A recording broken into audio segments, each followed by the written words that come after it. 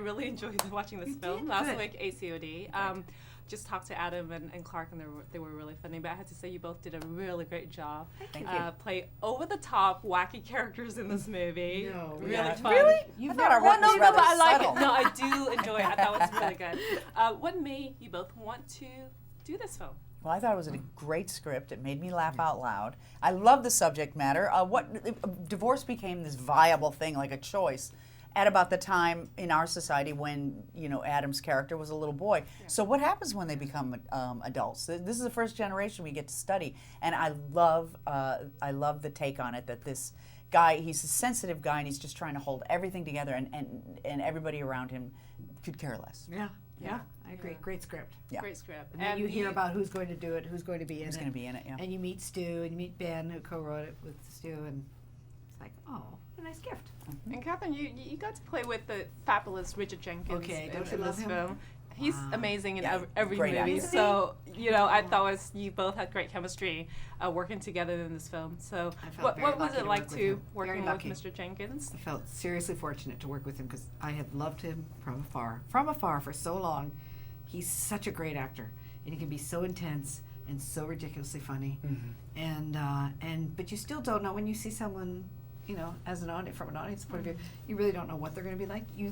I like to think I have good instincts, and you get a vibe. And I thought he'd be pretty cool, but he was even better than that, and so loose and fun and really, really funny. But not afraid to go to the horror of the scene too, not worried about being likable or looking like, he's the good one. And it just, really, really just, when you work with good people, it hopefully makes you better. That's true. That's true. I noticed that in recent years you've been crazy busy with all the TV shows you're doing right now and super busy. So how were you able to make time and do this film? Well, I'm not that busy, really. Come on, Jane. I don't work every day, that's for sure. And Glee was kind enough to give me, I think, 3 days to do this, and we did it in Atlanta. Only 3 days? Yeah. Yep. Yeah. All my scenes with Adam. With Adam, yeah. Yeah, we kind of put them into 3 days, and it's. I'm not in the position ever, and not because I need the money or I want the money, but to say no to something, especially when it's so great. Yeah. So I say yes all the time, and that's why I'm in a lot of things. But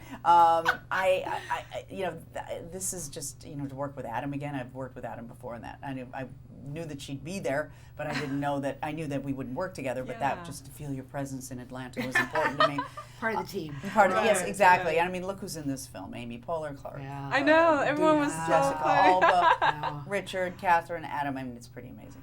I mean, does Dr. Judith have a message for A.C.O.D? I think Dr. Judith puts her personality, before the message of A.C.O.D. I think she's a personality type she wants to be a pop culture psychologist. I think she wants to be out there and maybe have her own show. I kind of doubt her sincerity about wanting to help people. I think she's pretty self-promoting, but it is. But don't we all? On some level, it's or at least we yeah. try to hide it, and she's Right. shameless about it. And Right. goes, no, I want to be famous.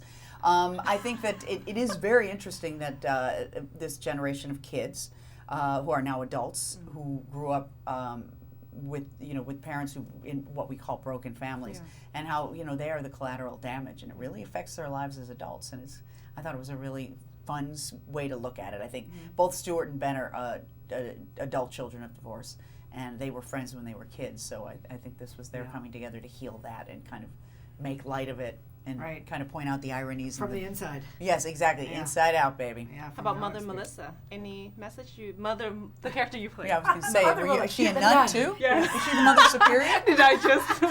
I was as good as a nun. Yeah. Any message from Mother Melissa for A.C.O.D? Any message? No. Don't be a mother like I am. This movie, please. Don't badmouth your spouse or your ex. Don't badmouth them for your children, and make sure your children don't feel like it's their fault. But those are really rough times to go through for people. And it started out with such fantasy and such promise on the wedding day, and then it gets to this point where you're being coached by your lawyers to just go after each other and to hate each other, and it turns into the worst enemies in the world. And the children are there, and you lose you know, You lose in your perspective. darkest days, it's so hard to get outside of yourself and care about someone else. And there are those children right there, and you're just lost in your pain. So no, I have no advice. 'Cause good luck and God bless you. Try to protect the kids. Oh my Lord. Thank you so much for Thank talking you. to us. You bet. Have a great day.